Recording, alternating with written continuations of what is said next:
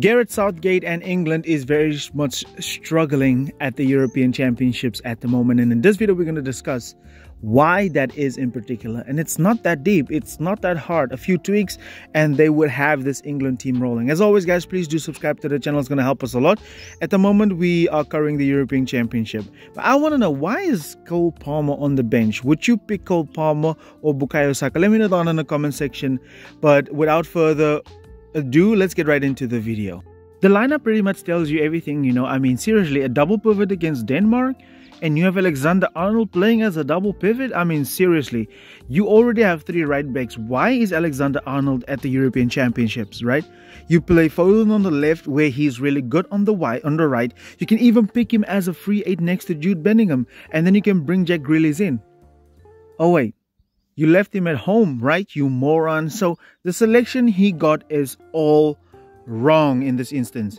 Now the first tactic I want to talk about here is the long balls that Pickford often attempts, which I do not understand. Why, you know, Stones, Walker, Trent Alexander-Arnold, Rice, Bellingham, Saka, Foden, Trippier, these are all players that are playing in possession-based teams that have a lot of possession. So why attempt so many long balls? So that is the main problem I have. Why are you doing this, Gareth Southgate? Why are you letting these guys doing all of these long balls? And you have a lot of players over here that's perfectly capable, and they are really outstanding in their teams, and they're perfectly capable of keeping the ball. So that just baffles my mind. Why so many long balls?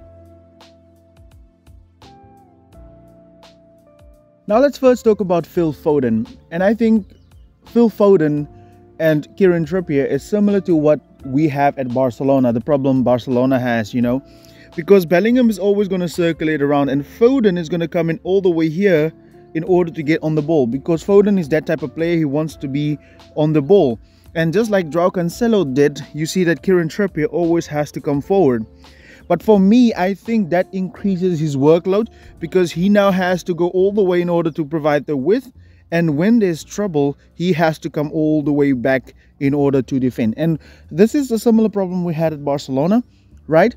With the left footer playing on the left, because we saw Rafinha did the same thing. So that was the main problem, the defending that Trippier has to do, because of the fact that Foden wants to play basically as a midfield. That's why I said a second ago, let's just play the guy as a midfielder.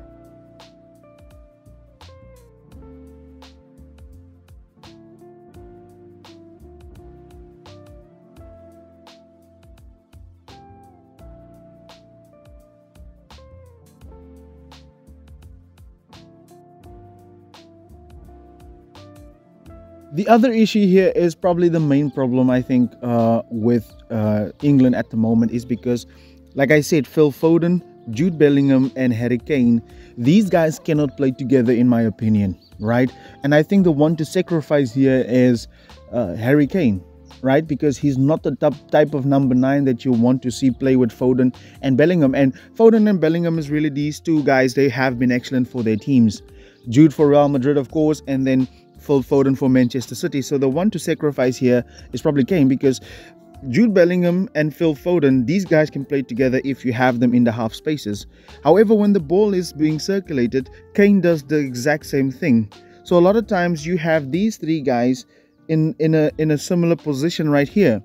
And now my question is, who runs ahead and who goes into that half space, or who runs ahead? And I'm going to show you a frame now when Calvert-Lewin came on. So these 3 guys cannot play together in my opinion. It either has to be one of the 3, right? Because they cannot play together. They come to the ball the same way that the other ones go, and especially Foden and Bellingham as well. But I think if you give them distinct roles, they would be able to play together. So this is my main problem, or in my opinion, the main problem that England has, is because these two are playing too similarly, right? So they are all playing over each other's foot, or they are under each other's feet. So that is, in my opinion, the main problem with England. So these 3 cannot play together. I think this is exactly what is wrong with England at the moment, because you're going to see Jude Bellingham is going to Bukayo Saka because he's going to receive the ball from Kyle Walker, right? So he end up going and look at Kane. Kane's positioning is horrible here. Like, why wouldn't you want to go over to that left wing and take advantage of that space, right? And here's another problem. Look at Foden and Kane going for the same ball. So Denmark had them under control completely. They didn't have to worry about runs in behind at all. Look here. Kane, Foden again going for the same ball. Look at where's Jude Bellingham. They have 3 defenders. It's only Bukayo Saka who's keeping the width on that side. So that's exactly what's wrong. As I said, guys, I confused Ollie Watkins with Calvert-Lewin. I hope you can look past that. There's not much wrong with this England squad. A few position swaps would be great. First of all, take off Kane and put on Dominic Calvert-Lewin. This guy is going to push the backline back. You know he does have no business dropping in field. So he's going to give the likes of Jude Bellingham to operate nicely and cut into these half spaces, right? So that's going to free up Jude Bellingham like instantly, right?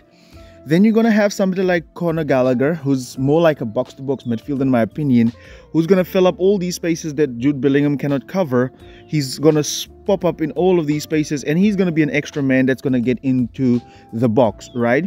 And you're going to be more defensively sound because he will be able to help Declan Rice as well in order to help defensively, right? And then you have Eze, who's a guy who's great and excellent in one-on-one situations, who's going to pull the width on this side together with Phil Foden on that side. Phil Foden played for Manchester City in this wide space coming inside, and he did the overlapping. So that would instantly improve this England side. Look at when those changes came. Eze immediately running in behind. You could say Calvert-Lewin up front, and then you could say Foden and Bellingham in their positions, right? Declan Rice is a single pivot. You could clearly see here Jude Bellingham played better. Look at Foden in the half space. Kyle Walker overlapping. Calvert-Lewin pushing the backline back. So that is what you need, some balance, right? And there's just a few moves. Look at how easy Jude Bellingham can now play Calvert-Lewin in behind. With Kane, you don't have that. Kane drops into the midfield. He wants to receive the ball at his feet, right? And then you can see here the same thing. Everybody is in their positions. Conor Gallagher over there. Declan Rice is becoming a third centre back. So balance is all what England needs. But I honestly feel, and it seems like there's more to it than meets the eye, right? I feel maybe Gareth Southgate feels like he's obligated to pick these guys and let them play, you know, the likes of Harry Kane especially and Phil Foden. He would rather move Phil Foden than put him on the bench, right? And Saka, the loyalty to Saka, I don't understand, because Foden is better than Saka.